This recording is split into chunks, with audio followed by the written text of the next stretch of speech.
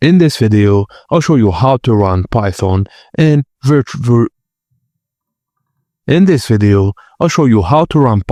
Visual Code Studio. Firstly, go to File, New File, and save it as basic.py with a py extension. Now add the following content to this file. Save the file, and at the bottom right corner of VSCode, click on Select Python Interpreter. Choose the appropriate Python version installed on your system. If no interpreter is listed, ensure Python is installed and added to your system path. Right-click anywhere in the code editor and select Run Python File in Terminal. The output will appear in the terminal at the bottom of VS Code.